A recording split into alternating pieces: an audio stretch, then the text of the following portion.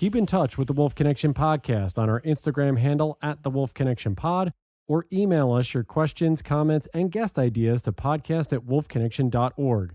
Thank you for your support, and howls to you all. Welcome to the Wolf Connection Podcast. I'm your host, John Kalfa.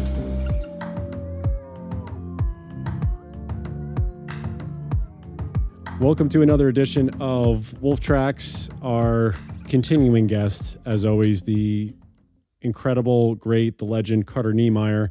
We have a ton of stuff to talk about. We were just discussing many different issues off camera while we weren't recording.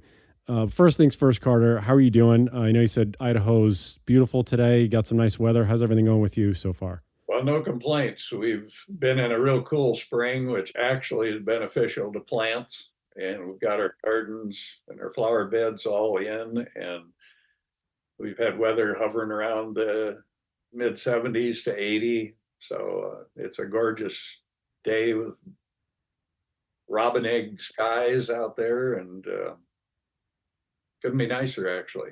Yeah, I mean, all your stuff on Facebook lately surrounding your garden, surrounding the insects that are there that you've been showing. I mean, I get an education every single time. It must be a beautiful time of year for you and Jenny, and like you said, the garden, for everything to be springing up and all these different insects and things that are just sort of flying around in your awesome garden there. Yeah, and we had our first hummingbird visit our feeder on Mother's Day. So, yeah, we kind of keep a diary of appearances of things like hummingbirds and things. That's kind of, we keep track from year to year to see how they compare, and this number of swallows that move in down here under the bridge. And so, yeah, I'm big on insects, so I kind of measure that progression of insect activity as the plants mature and as the bugs show up.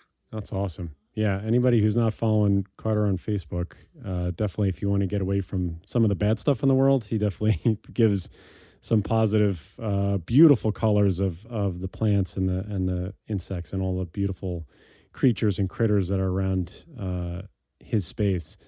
I guess our jumping off point for this, again, we want to thank you for being involved with those 4 episodes when we talked about Cody Roberts and the incident with that wolf that happened in Wyoming. All those that were a part of that, Kim Bean, Kristen Combs, Emily Cohen, and Mike Koshmerl. But since that time, I guess let's just briefly discuss the fallout of what's going on, because we were talking about this before we started recording, and Kristen Combs from Wyoming Wildlife Advocates tipped this a little bit. But Carter, any insight you may have just about, we were talking about the incredible elk numbers that are in Wyoming right now. She even said bursting at the seams. We were talking about aerial gunning from, I believe, the state itself, because there are so many elk, giving out unlimited elk tags. I wouldn't say this is direct fallout from the Cody Roberts incident, but it really ties in with a lot of the anti-wolf, anti-predator sentiment that there are so many ungulates, they can't hunt them fast enough or get rid of them or kill them or harvest them fast enough, and they're not allowing their compatriots on the predator side to help them out with this situation. Where do you see this as all tying together with anti-predator and then having all these ungulates that, again, just can't be taken off the landscape quick enough? Well, I think, as you just mentioned about the elk, I don't know if I need to belabor the fact that elk are super abundant in Wyoming. Same story in Idaho and Montana, and even states that aren't in as big a dispute of, the wolves' impacts, like Oregon and Washington.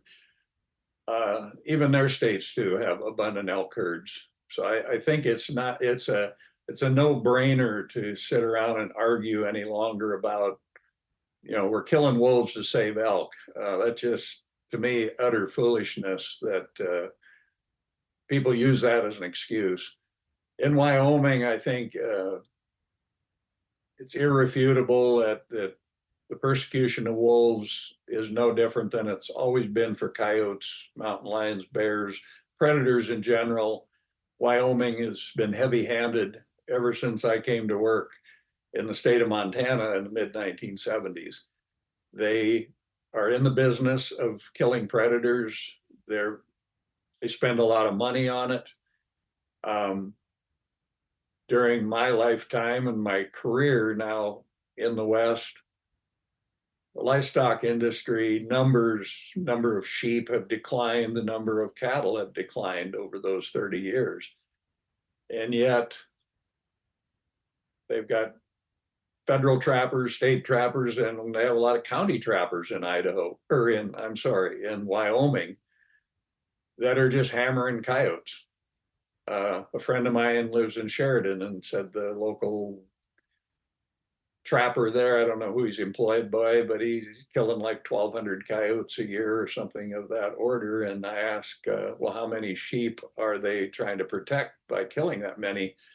And he said, that's the interesting part. There are no sheep. So, I mean, this is apparently to protect calves. And again, it sounds, I'm just going to say, in my work experience, going back to the mid 1970s out west, I've never seen much coyote damage to calves. There's a time for when they're really small calves and they're really vulnerable, that coyotes are a factor on them, but those calves grow up quick and they become unmanageable for a coyote. Not to say that a coyote here and there kills them, but for Wyoming to maintain this war on predators, it's just simply something they do, something they're committed to doing, and they justify killing wolves year round in 85% of the state simply because it's to protect their livestock from wolves. And I mean, we're talking livestock losses, 0.004 or 2 of 1%. So, I mean, even then, in my mind, there's no justification for this war on predators in Idaho, Montana, or Wyoming based on the proportion of losses compared to all the ways livestock die. I mean, we've talked about this over and over where, I mean, predator loss is probably around 4% of livestock out there on the range at any one year. But the 96% is caused by all these other factors of, illness and birthing problems, poison weed, and all the things we talk about. But Wyoming is insistent that they will keep killing predators. So I'll let you guide the discussion, but this all reflects back on the Cody Roberts persecution thing and other developments going on down there. Well, before we go into that, what is the most reliable source, I guess, that you're aware of or that you use for people who want to know about current elk numbers or trends over time in their state? Where do people go to find reliable information about what elk have been doing, and kind of in a way they can compare it to wolf reintroductions and wolf populations, things like that? Does that exist somewhere where anyone can go and just get real numbers, real data? Because it's like we're all on different pages about this, it seems still, but there's an objective truth, and it exists somewhere. So what's the acceptable best source of data that you are aware of? Well, being really simplistic, go on the internet, type in the state of Wyoming. Just ask the question, how many elk are in Wyoming? And put a date on it, 2023, 2022. For the average person, that's, to me, the simplest way, because these updated reports by writers, just people doing as journalists do, asking those questions, you can see this trend and you can see these numbers. That's where I get the numbers. And same with these record elk harvests they've had. It's happened in the last 10 years, it's happened in Montana, Idaho, and Wyoming. It's clearly documented in reports in just the good old hometown papers, unquestionable that these harvests maintain and have been high. And we were just talking earlier, Wyoming just set a new record harvest. You can't have record harvests if wolves and mountain lions and black bears and all these predators out here are destroying them. So, but to me, it's absolutely the reverse. The abundance of elk and deer and moose and prey base is why we have such abundant populations of black bears, mountain lions, and wolves. And tremendous food base. If it wasn't that way, if there wasn't all this abundant prey, we wouldn't be talking these tremendous numbers of predators that we all know we also have here and we're blessed with. But others look at it as a curse, I guess. So somewhere along the line, the information has become misinformation because people are trying to justify killing wolves, whether it's recreational or through predator control programs, to somehow say, well, we're trying to save the elk. And that's just erroneous. Yeah. Because we've seen it. I mean, there's been multiple people, obviously yourself being one of them, that has talked about this, and it's it's in these numbers that we keep seeing. I mean, when you talk about, obviously, we talk about Wyoming specifically as we stay on this track, and I know this came out, I think not too long, I think a week ago, Jackson Hole News and Guide, where they were talking about specifically coyote whacking, and basically that the Forest Service and Bureau of Land Management can't do anything about this, is that the federal agency, that the state must direct reform. So in a nutshell, I'm assuming, Carter, and please, expand from what you can. There's a quote here. This is from Brad Purdy, who told News and Guide, "It's not within our regulatory authority." Purdy is the Bureau of Land Management's Deputy State Director of Communications for Wyoming. "If we don't have the regulatory authority, it would be illegal for us to try and overstep in that way." So they're basically, they're washing their hands of this, which is, for those of you that need a refresher on Cody Roberts, he ran down this wolf with a snowmobile, injured it, and brought it to a bar, and then ultimately killed it outside of this bar. But we're trying to ban that type of hunting activity. I don't even know really what to call it at this point. But now it's getting lost in the legal weeds of who's able to take care of this. What are you able to educate any of us here about that, in between Bureau of Land Management, Forest Service, and then are they federal agencies telling that Wyoming needs to come up with a state reform or a state statute that is like, this is no longer allowed? Is that where we're at this point? Yeah, I mean, I'm no expert on this. Forest Service and Bureau of Land Management both have said basically we can't do a thing about it. I find it interesting, just to digress, to the fact just a few months ago, the use of sodium cyanide M44 devices, which are used to kill coyotes, and they're used on private land and public lands like Forest Service and BLM, that was discontinued. The Bureau of Land Management came out and said they're not going to allow the use of M44s on their land anymore. And there's advocates right now working, legally to see if we can't get the same outcome with the U.S. Forest Service. So to me, it seems contradictory that they're talking about M44 devices no longer used to kill coyotes on Bureau of Land Management. What's the difference between an M44 and a snowmobile? I mean, other than we're talking about two different units of methodology of getting predators killed. So yeah, where it's confusing to me as well, the federal land managers are saying, well, yeah, but we don't manage the wildlife on the public lands. We defer to the Wyoming Fish and Game Department. And then interestingly, when the Fish and Game Department are approached about killing predators, they say, Well, you see, we don't handle predator control. The Wyoming State Department of Agriculture handles predator control.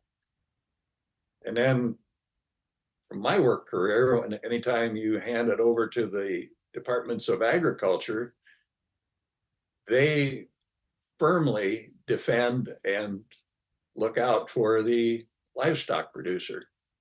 So here again, this coyote whacking or wolf killing and the arrangements that are legally going on right now, it's kind of hand me down. It's not my responsibility, it's his. And then go to the next step, they go, well, it's not us, it's them. So I guess the best way I see to deal with this is, I hear Wyoming does not like to be criticized by out-of-staters. So I think what the focus has got to be is on the Wyoming Department of Fish and Game to push for changes in the laws and the statutes coming out of the legislature to stop permitting wolves and coyotes to be whacked, whether on private or public lands. I think that's going to be the most receptive way that the state of Wyoming is going to be sensitive to people's concerns. Because I've been talking to folks who know the way things go down in Wyoming, for example, and just said, Wyoming really resents out-of-staters writing to us, phoning us, calling us, telling us what you think. We take care of our own problems and we deal with our own issues within the state. So if you're an advocate or somebody and you live in Wyoming, I think you have the greatest opportunity to, exercise some kind of influence to get these laws changed. And then people who are hunters and are going to get defensive about hunting again, coyote whacking isn't hunting, people. I mean, there's no way you could ever convince me or that you can infer that hunting is chasing animals down with pickup trucks, ATVs, snowmobiles, whatever you want to call it. I just wish hunters would look out for their own recreational sport by getting rid of this kind of killing. This has nothing to do with hunting, it's killing. And Cody Roberts just, showed us the ugliest underbelly of how low people can go to legally go out and kill animals. Yeah, I think that was one of the most disturbing things is when we were doing a deeper dive into this about all of the other predators that or that were considered vermin in this situation when you're talking about raccoons and skunks and all these jackrabbits. And you wouldn't think that all these things would be classified in the same spot, but it just seems to be something that Wyoming has been doing for years upon years upon years. And I know we've talked about the ugly side of this for a while now, and people are obviously putting their dollars and their voice to hopefully good uses here. And one of those that I know, Carter, you promoted a little bit too, and that Wolves of the Rockies, Wyoming Wildlife, is this Hogs for Hope fundraiser, which we are, for those of you that are listening to this episode, we are going to have Jonas Black on the podcast, who is really, he's a renowned dog trainer from Austin, Texas. We're going to have him on the podcast to discuss more about this fundraiser, obviously how it came about, how he's doing this.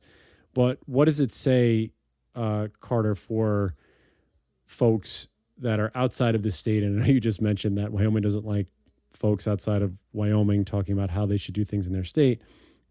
But there really seems to be a rallying cry outside of Wyoming for people to come and donate money to state reform, for wildlife conservation, to do it in any way possible. What does something like Hogs for Hope mean for folks, just to be able to give their money and know that it's going towards something that really resonates with them?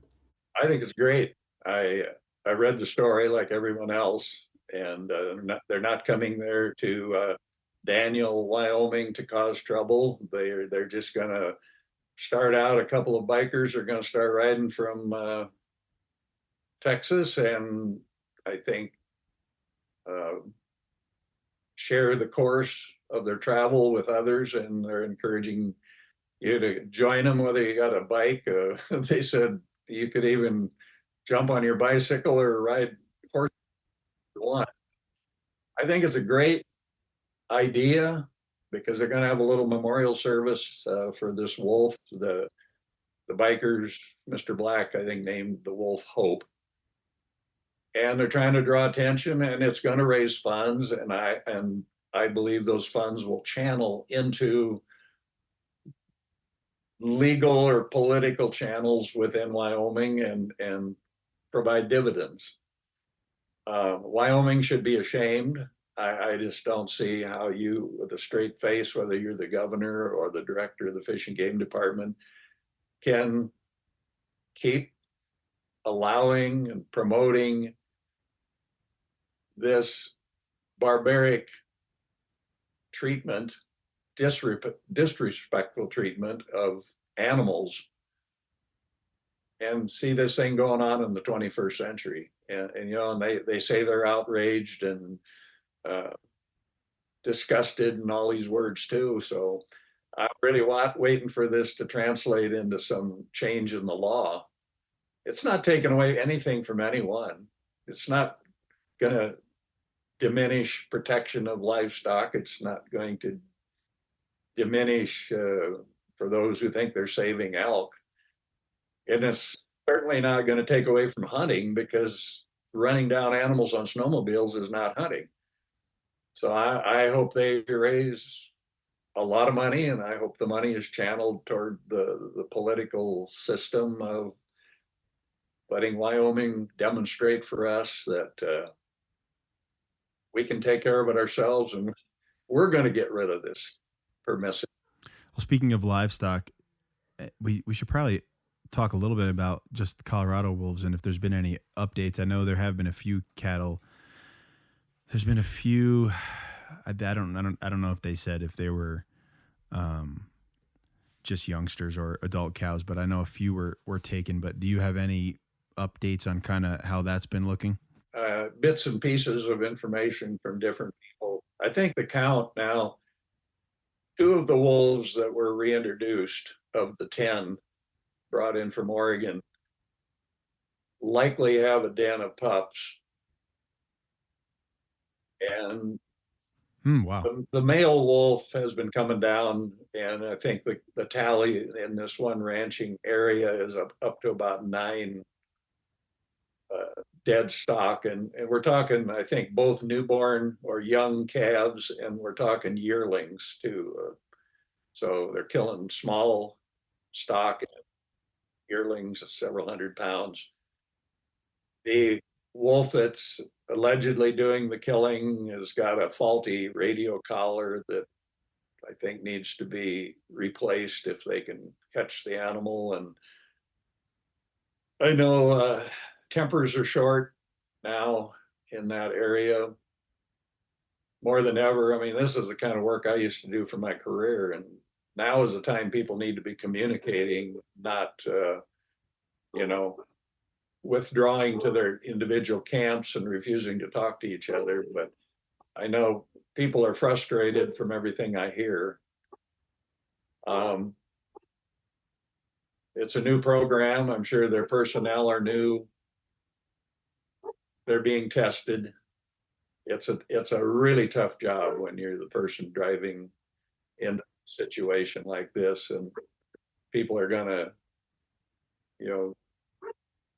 use their frustrations on you, and it's uncomfortable for everyone.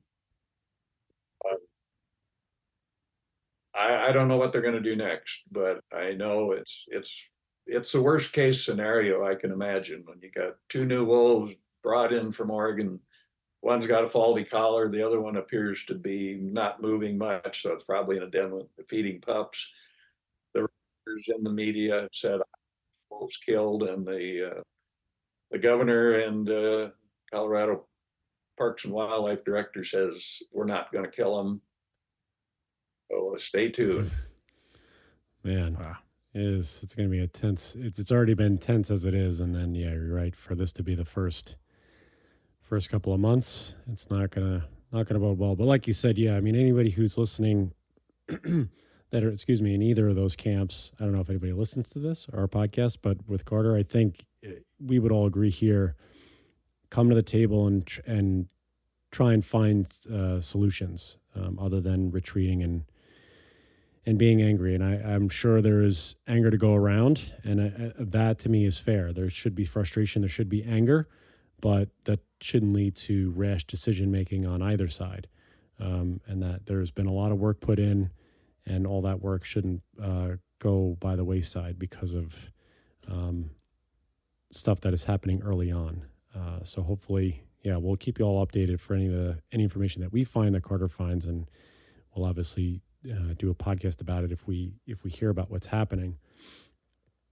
I want to go national for this next one, Carter, because this is gaining traction, and this is something that could feasibly really flip everything on its head. Those of you that are listening or that have heard about HR 764, this is the Trust the Science Act that was put forward by Senator or Governor Boebert, Senator Boebert, I don't know, Lauren Boebert from Colorado, I believe. Yeah, from Colorado. And so Trust the Science Act, it went through the House. It passed the House by, I believe, 4 or 5 votes. There were some Democrats that voted for this. So it goes to the Senate, and if it passes the Senate, it then goes to President Biden's desk to be signed into law. So basically, this would be removing those endangered species protections from the gray wolf in totality, no matter where they are in the country. Where do you see this heading, Carter, as it gets to the Senate? Is this something that, obviously, if you're looking at this, you don't agree with this, contact your senators, tell them not to vote for this one way or the other if this is something that you want to get involved in. But Carter, from your perspective, have we ever seen a bill similar to this or like this in your lifetime? And what would this actually mean if this does go through the Senate and get signed into law? What kind of things are we looking at here if this comes to fruition? Well, it's national, so I mean we've been through. Yeah, I think wolves.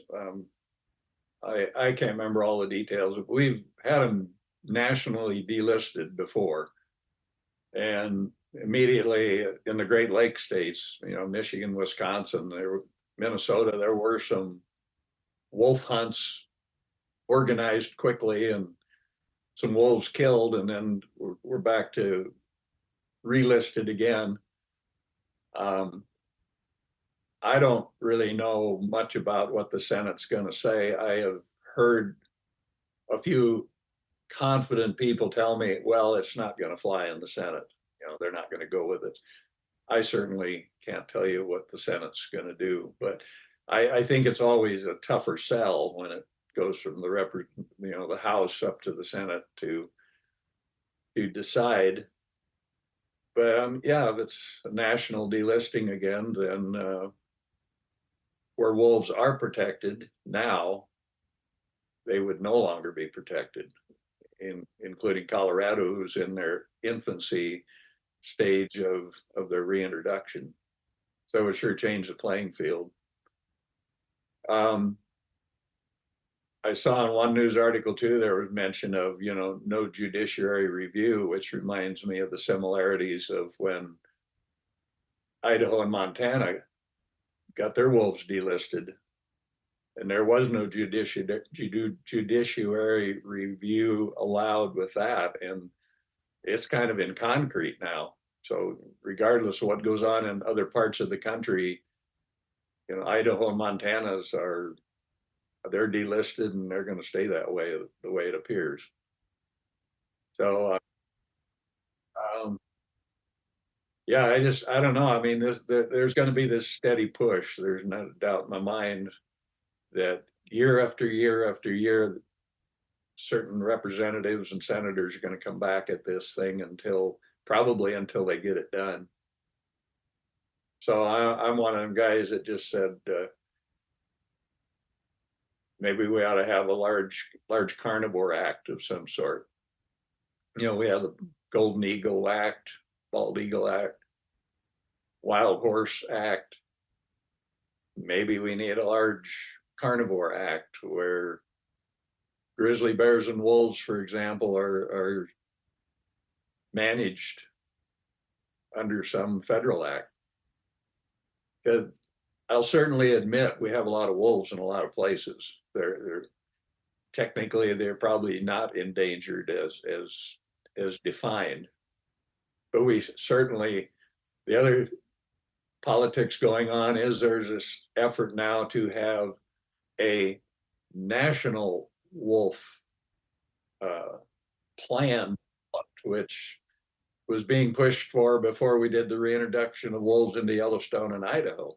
You know, what are we going to do when we reintroduce wolves? We got to have a national plan for all of the states and all of the wolf habitat and all of the places that wolves can live and how many we're going to have. And because of that, there's been so many lawsuits. I couldn't even imagine how many there have been about listing, delisting, back and forth. And it's because we have this piecemeal populations. We have a distinct population segment in the Rocky Mountains. We have one in the Great Lakes region, and then you have the Mexican wolf down south. And each of these are individual populations. And so there's been efforts to let's delist these. And for whatever reason, judges have told the Fish and Wildlife Service in the end, go back to the drawing board. You know, this is unacceptable. And that's where we stand now. I believe before Trump retired from the presidency that they did delist wolves, only to have them relisted again now. Yeah. It seems that there's this push-pull all the time where nothing, like you said, nothing's consistent. So you have, like you said, this coincides with having delisting all gray wolves across the country, while also trying to come up with a national recovery management plan. So it really seems as though they're trying to do too many things at once, and there's no real answer or no real formula on how to get this done. And it's just people, shooting whatever they want to shoot to stick against the wall. And it comes out so convoluted and so confusing that, like you said, you have the Northern Rocky Mountains that are not part of any of this stuff, and the Mexican grays are different, and the Great Lakes. It's just there's no one consistent plan. I just don't know. I don't know if we're ever going to get there at the federal level, or if we do, it's going to be after our lifetimes when maybe people come back to their senses. I don't know. What do you feel about that? Well, to me, the common sense right now is if we're talking about a national wolf recovery plan, why don't we do that? Why don't we take on that plan, develop it, get it done once and for all, and then talk about delisting them instead of, I just feel like this new bill that Bobbert reintroduced and the House just sent it out the door is just, again, getting the cart ahead of the horse. And what's that going to do to this national plan we're talking about? I mean, it just seems like you'd take the first step first and then delist them or whatever you're going to do. That's common sense tells me, but sense hasn't. There's a lot of common sense, I was told, because nobody uses it. Yeah. I want to bring up something that's a little bit unrelated. I don't know, it just made me think of it, but are you familiar with the Lolo zone, I believe it's called? Some. Is it like an elk zone? I've heard the stories. Yeah. Yeah, I was reading about this place, essentially an elk zone where there was a peak of 16,000 elk, and over something like 25 years that has come down to about 1,000, and they're doing some focused predator management that is assumed to help those elk to rebound. And I'm wondering if you have any insight on this and whether there's another way to look at it. Yeah, somewhat. First of all, I will say I'm a skeptic because what I say next will reveal I'm a skeptic. You have to know the history of Idaho, and you go back to the big fires of 1910. And again, you go on and read about the fires of 1910 that burned across North Idaho. It burned down cities, it killed people, and it burned down forests. Those forests grew back, or the forest burned down. And as a result of those catastrophic fires, obviously some of the best browse you can imagine was created, which forms a component of the habitat that elk need. So North Idaho was once upon a time this fantastic elk hunting area and had large numbers, because anywhere fire burns, that's good, because get rid of that overhead canopy and the shade that it creates, then browse grows on the ground, which is beneficial to elk and deer and other species. So we went through that trend where browse was available, the habitat was what elk needed as a result of the fire. So elk hunting was good. Well, these forests have grown back, and the government spends billions of dollars a year now suppressing fires and putting them out. But the bottom line is elk need browse to live. So the Lolo, I went to 2 different elk summits were held in Idaho after I came here to talk about this whole issue. And the U.S. Forest Service and the Idaho Department of Fish and Game were the kind of the moderators of these elk summits that were sponsored, I think, by Congressman Crapo from Idaho at the time. And I listened to the discussions. I sat in the audience, and essentially, to put it simple, Forest Service, Fish and Game both said, it's habitat, stupid. Habitat, habitat, habitat. And at one meeting where after they announced that at the end, about 50 people stood up and said, kill all the goddamn wolves. So in one ear, out the other, nobody listened. And so here we are since, I believe, around 2012 up until this year, on average, about 20 to 25 wolves have been killed in the Lolo Clearwater area to, quote, save elk and increase elk numbers. Obviously, it appears that it's not working because we're doing it year after year after year and having to do it again. People can check this out, but the scuttlebutt now is that Idaho Department of Fish and Game have actually talked about and are deciding perhaps to lower management objectives for the Lolo. That maybe we're trying to bring back elk that we can't bring back. Maybe we set our objectives too high. So those discussions I'm hearing about.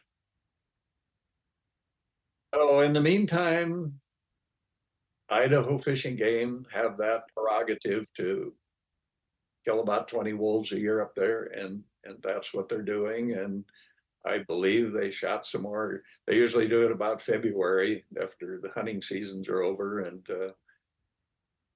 these killing these number of wolves always seems to result in more wolves in that same area to go back and kill the following year. So that's what I know about it. And I think if the habitat is there for elk, that by now they would have responded and their numbers would have come up, whether you're shooting wolves or not shooting wolves.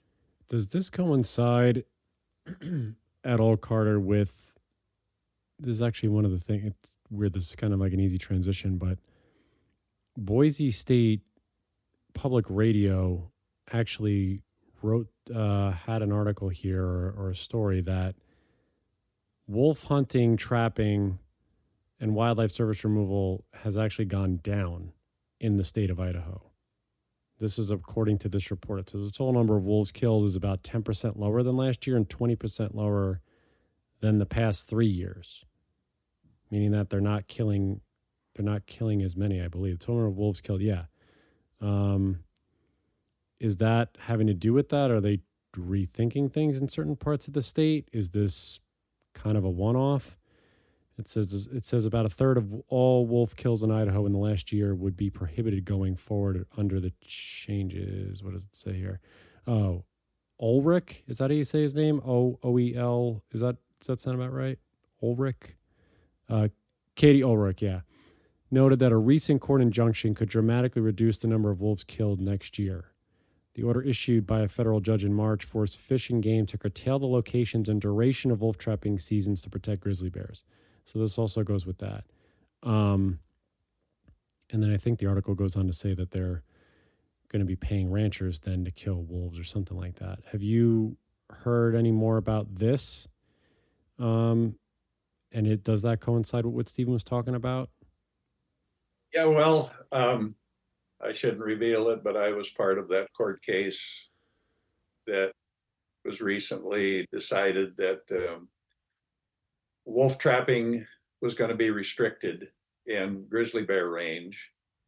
I was involved as an expert witness in both a case in Montana and one in Idaho, where the judges ruled in both cases to this kind of a preliminary injunction was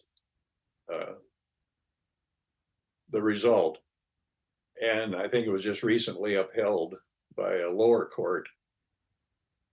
So the reflection that this may have had was it shortened the wolf trapping in grizzly range and actually pretty broad areas of the state of Idaho. We'll just talk about Idaho here, not Montana.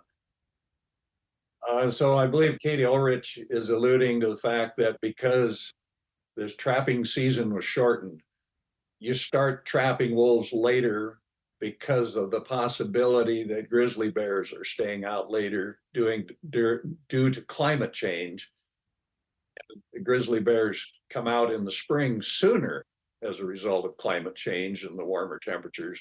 So the wolf trapping season was shortened, start later in the fall, end earlier in the spring.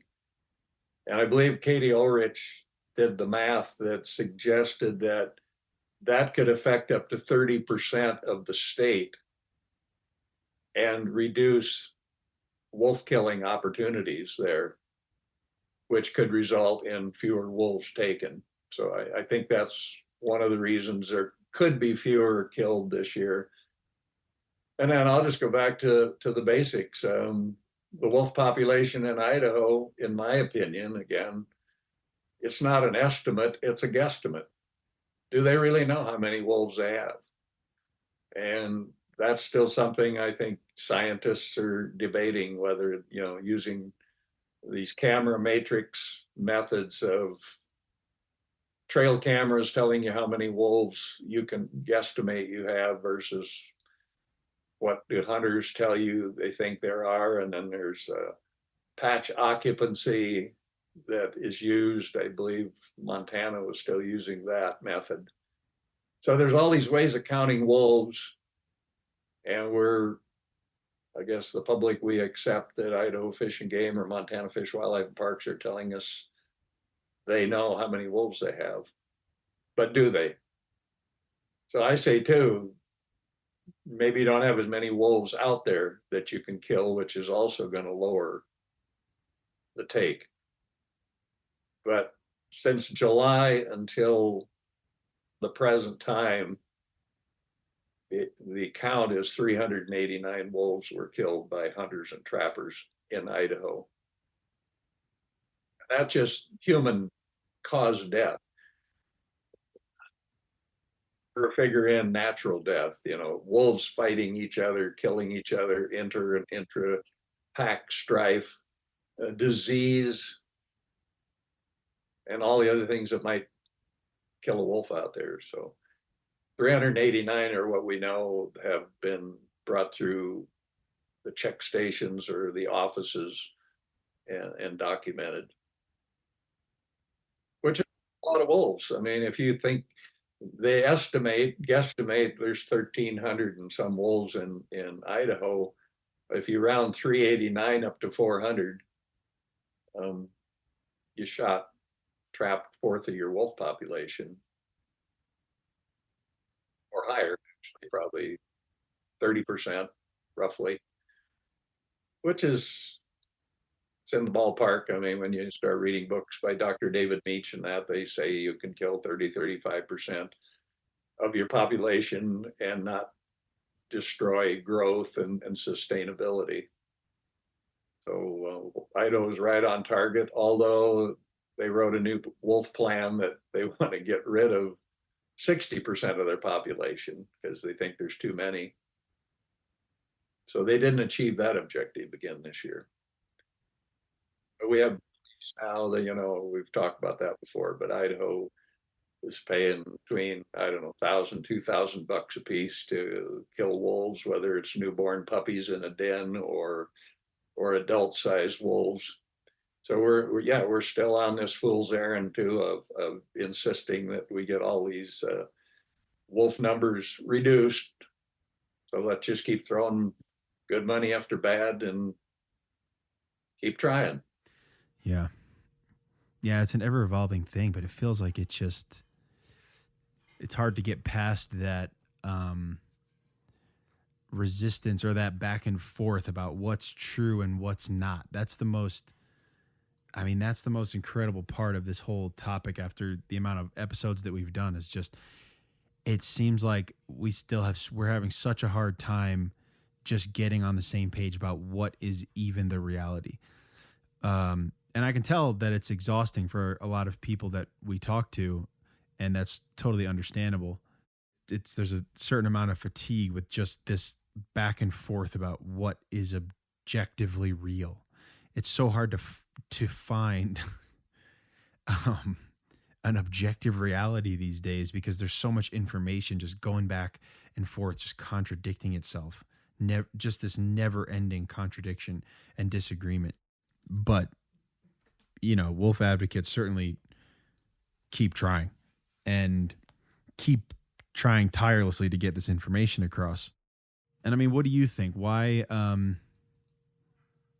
what do we stand to lose? What does North America stand to lose if people just give in and say, all right, you know what, there's been enough drama, enough resistance, and obviously so many people don't want wolves back in the West. You win. Get rid of them and let's just not talk about this anymore. You know, what keeps someone like you who continues to trying, and what do we stand to lose culturally or environmentally if folks just throw in the towel? Well, we're losing a native species, number one. The wolves were here, we all know that, and now they're back. I absolutely would not give up advocating for wolves because so much of the persecution of the wolves right now is built on false premise. Nobody's going out of business. The livestock industry is not going to disappear. Cattlemen are not going to go out of business. Sheepmen are not going out. And this goes back to the objective reality problem, which is why is everyone saying it is happening? Well, it's frustrating and why I tell people don't give up, because it's just utter foolishness. And I've heard this. I mean, for 30 years, I've heard and read where we can't survive another year with wolves. Yes, you can. You survived with mountain lions and black bears and grizzly bears, and there's far more of them than there are wolves. And then you got coyotes, hundreds of thousands of coyotes, and you've survived all of them. And working in predator control for my career, all this excess killing of predators does not buy anyone anything. It just costs taxpayers a fortune. We spend billions of dollars killing predators for no consequence. It's not buying you anything. It's not protecting anything. It's It's recreational, it's cultural, it's all of those things. Working in predator control my whole career, the one part of predator control I absolutely believe helps and can alleviate problems is targeted removal of problem predators. If there's a couple of coyotes or a family of coyotes killing sheep, remove that family of coyotes. That will do more for the sheep industry than anything. Flying around all winter, like I was part of that when I worked for Wildlife Services, fly around all winter and shoot 12 or 13,000 coyotes with helicopters and airplanes on a good snow cover. There's no purpose in that. We're only killing those coyotes because they might eat a sheep or they might kill a calf. 99 and 9 cents percent of those coyotes are never going to kill a calf or kill a sheep. They're going to be killing meadow voles and cottontail rabbits and what coyotes eat. So, yeah, then I go back, I keep always bringing up the issue of public land. So many of these states, I'll just target Idaho to keep it simple, but about 60% of the state of Idaho is public land. Why in the world do we want to eradicate or simply just kill coyotes, wolves, bears, lions, whatever, in the name of livestock on public land, for instance? There's no purpose except targeted removal, in my opinion. So I say, let's keep up the fight. And if advocacy wins out and we can make life better for these predators, it ain't going to be a tinker's damn difference to the livestock industry or to hunting or anything. It's just hype. And I read about it every day till I just get sick of reading about it. And we're doing this to protect livestock. We're doing this to save elk. We're doing this to save mule deer. No, you're not. I mean, in reality, you're not. But as long as the power, I call the people making the decisions to me are the powers that be. And as long as the powers that be are in power, we just keep doing this same insane approach year after year after year. And it's probably, like you mentioned, it might be going on long after our lives are ended. None but the fight. Yeah. It just seems like a sick cycle that continues to happen. I mean, I don't know. Just reading through the rest of this, and obviously anybody that's listening, we're gonna have all these articles in the description, so you guys can follow along with the stuff that we talked about today. I guess the last thing that I'll just touch on here, and Stephen, you let me know if you have any other things that come up. You let me know. Carter, we've talked about obviously this broad spectrum of, predator killing and these wolf management plans and things not, and pro wolf advocates, continuing to take up the mantle and make sure that they continue to fight for wolves. But this one, I know this is out of a lot. Sometimes we forget, but about the Great Lakes, and we talk about Wisconsin every once in a while here, but there was something where a Dane County judge dismissed the lawsuit to revoke the state wolf plan that was recently put into place, because there were a lot of advocates and groups up there that said, I think there was too much take, or they were putting in let's see, what did it say here? The group accused, here we go. In November, the Great Lakes Wildlife Alliance sued the Wisconsin Department of Natural Resources, which is DNR, and the Natural Resources Board. The group accused state wildlife regulators of violating the state's open meetings law and rejecting public input from the group and wolf researchers. So basically not taking into account any of the non-consumptive community's comments. I think there was something upwards of, hang on one second before I get the number wrong and I have somebody come after me and say I wasn't reading. failing to consider more than 2,000 comments. So not taking into account what people, basically you have a public comment period, people comment about something and they don't take into effect. Again, I think I would just sort of echo Stephen, like, what do you do if you're in Wisconsin? If this is something that clearly, so they dismissed this lawsuit, is the path, the trajectory to continue to keep hounding DNR, talking to their senators, their governors, their county legislators? What's the track here, I guess, for folks that are up there in Wisconsin that are not happy with the way this wolf plan has come to pass? Well, I guess join the established group. There's a lady there named, I believe, Melissa Smith, perhaps, and I'm not sure what the name that their group may be in that news report or article, that they're deciding whether to appeal this judge's decision.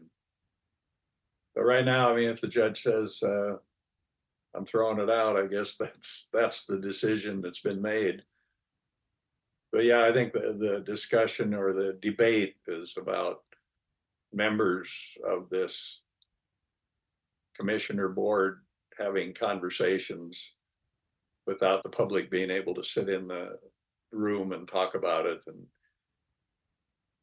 And they're playing, the judge or decide, well, 2 or 3, you didn't have enough people there for a quorum one way or the other, but still, you know, the Melissa's group saying, yeah, well, even if 2 people met, you can go out and talk to the others and convince them to change their mind.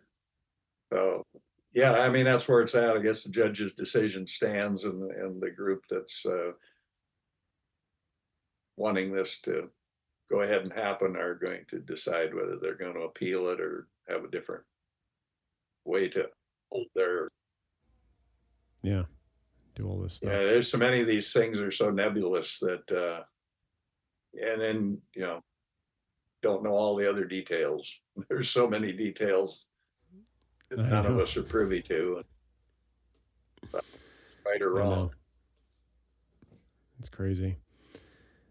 I mean, Carter, as always, it's great to obviously get your opinions, your objectives, your knowledge for the amount of years that you've been doing this, and you know, just to continue to come on with Stephen and I and answer the questions and you know, give people places to go, and just I think hear your voice and understand that, you know, there's still stuff to be done and that there are avenues to be able to do it. So as always, we can't thank you enough for coming on again and continue to do this little segment with Stephen and I. It's really caught on and people really enjoy it. So we can't thank you enough for doing that. I have one more item if we can. Absolutely. Go ahead. Yeah, I just wanted to point out that we lost one of our staunchest wolf advocates in the state of Idaho. Lynn Stone was her name. I posted kind of a tribute to her on my Facebook page, and the family still hasn't come out with an obituary, but I intend to tell some stories, show some pictures when we know more about the rest of Lynn's story and life and what her family wants to share. But anyway, she's a legend here, and her and I were arch enemies when I first moved to Idaho. She did not like me, and I reserved judgment. I didn't have any reason not to like her, but we became friends. I wrote about her in my book Wolfer too. But yeah, she's fought the good fight. She was out there in her pickup truck spying on people and stirring up the politics, and really she was putting a lot of sticks in the spokes of the anti-wolf movement at the time. One legendary wolf hater in Idaho tried to choke her with her own camera strap when he was trying to steal her camera from her, and the sheriff come out and arrested the anti-wolf dude. And so, I mean, it's been a colorful history with Lynn, and she died way too young, but we're going to miss her. And maybe we do these podcasts down the road, no more. We'll share some of the stories, because Lynn and I parted company being really good friends, and I admired her a lot. And You look back at a lot of this now, you can laugh about it, but good wolf advocates out there stirring it up, and Lynn knew how to do it with the best of them. And so you get a chance, I'll share more, and maybe hearing about Lynn will give some other people some ideas down the road for their own advocacy. We agree. Absolutely. Yeah, we'll make it a point next time once we know more. But yeah, let's, a huge shout out to Lynn and all the work that she did, not only with you, but everybody there in Idaho. And that's a great way to take us off with this one. Carter, thanks for that. Thanks for interjecting and putting that beautiful tribute out there. Yeah, how's to you all out there, and we'll be with you next time when Carter's back for Wolf Tracks. Talk to you all later. Bye, everybody. Looking for more information about Wolf Connection or the podcast? Please visit our website at wolfconnection.org, where you can donate, sponsor a wolf, or become a volunteer.